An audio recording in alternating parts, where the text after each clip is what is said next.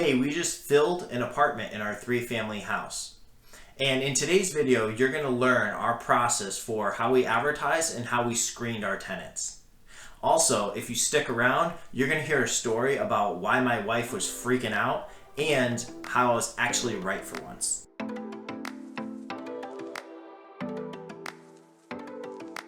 So the first step is we need to determine how much we were going to actually rent the place for. So how we did this is we searched local listings for comparable units in the area, as well as called the local housing authority to figure out exactly how much a Section 8 voucher would be. And that gave us a baseline price for what we should rent the unit for. We found something somewhere in the middle that we felt was competitive and still profitable, and that's how we picked our price. Second step, we needed to market the apartment. Quick tip from my buddy Jason R. Curry, realtor for eXp Realty. He mentioned that you want to make sure your pictures are clear, bright, and clutter-free. Great pictures will equal a lot more traction and give you a lot more prospects for your apartment. So now you have to create the listing. Focus on the attractive aspects of your apartment. Is it near a park? Does it have great views? Are there good schools in the area? Also, you want to add in, is it freshly painted, and any updates that you may have done. Know ahead of time what your policies are going to be. Do you allow pets? What are the pet fees? List what your parking situation is. Do you allow smoking? All of these things make a big difference when you're putting it into your listing. Also, big questions that people are asking, they're going to ask is, when can I move in? How soon is the apartment ready? Also, what's the security deposit going to be? So make sure you put all of those things into your listing. And I can speak from experience on this because even if you put it in the listing, people are still going to ask, can I have pets? What are your pet policies? And they ask you multiple times. People love their fur babies, trust me. So make sure you have a policy on the pets. So now that you've gotten it written up, you're going to have to post it somewhere. We chose to market it on Facebook Marketplace as well as Zillow. Quick tip about Zillow is it also posts on Trulia and HotPads as well. Also, Zillow gives you a little bit more information about the prospective tenant. Alright, the third step is if you guys could do me a favor, smash the like button for the YouTube algorithm. That way YouTube will push out to more people and more people can in turn smash the like button for the YouTube algorithm and everybody will be happy and this video will get seen by more people. So I really appreciate it. So if you haven't done that already, turn it blue. All right, thank you guys. Okay, so the real third step is set up a time for an open house. Also, create a canned response that you can send out to everybody that inquires, which has your criteria. It has a blank application, the times and dates for the open houses, and any other information that you may feel that they need.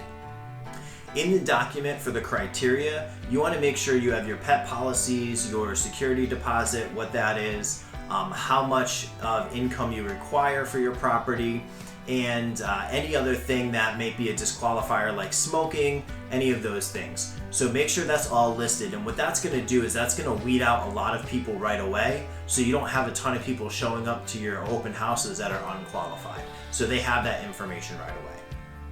Also, make a note to have them pre-fill out the application and bring it with them so that way it shows you that they're a lot more serious and it saves a lot of time at the open house.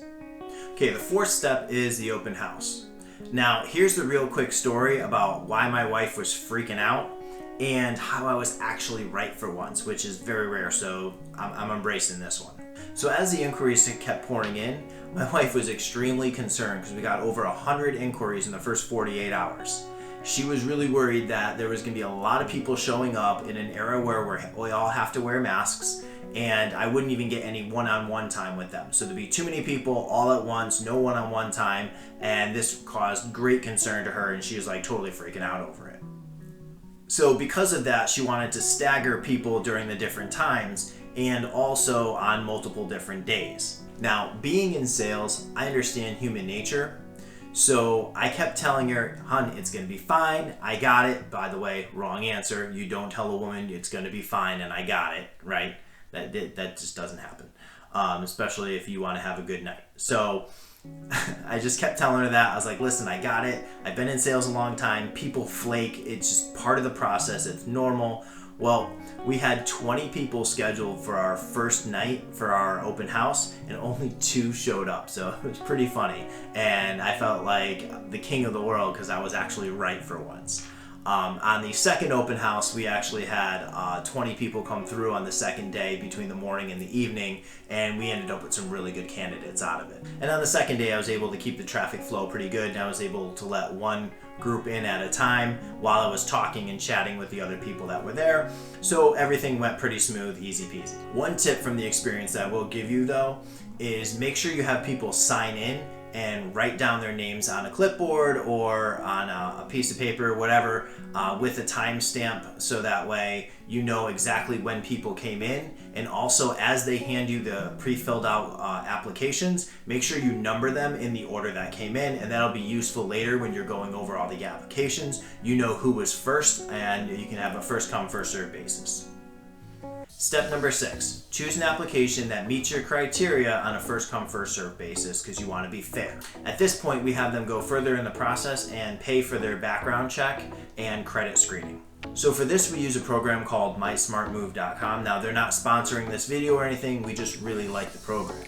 And the reason why we like it is because it gives us a really good detail of what their credit history is, debt to income ratio, all those different types of things, as well as their payment histories. And it gives us a really good indication of their criminal background check as well. The program also has a criteria set up where it'll tell us to either accept or deny the application. So that makes it a lot easier, and if it automatically denies something, you can move on to the next application if you have to take multiple applications. So once we get through that process of the credit and background checks, and the program gives us an indication whether to accept or deny the application, we have them verify their income. So we have them send us 2 pay stubs so we can verify that, as well as we call their previous landlords, and I ask a couple basic questions. I ask, if you would rent to them again, what their payment history, did they always pay on time?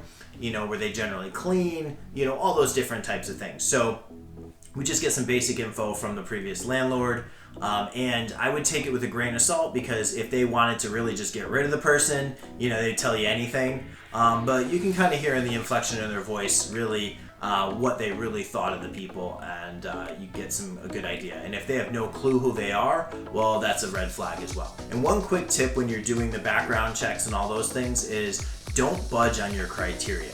You may really, really like the person, but remember, this is your business, and if they don't meet your criteria with either evictions or debt to income ratio or whatever you have set up, you got to make sure obviously it's compliant in your state, what you look for, but don't budge on your criteria. Make sure they have the right credit score, make sure they have all of those things in place. It's super important for your business.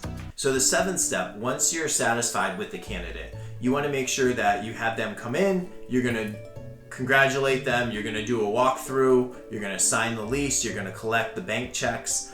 Quick tip is make sure they're bank checks so everything checks out well.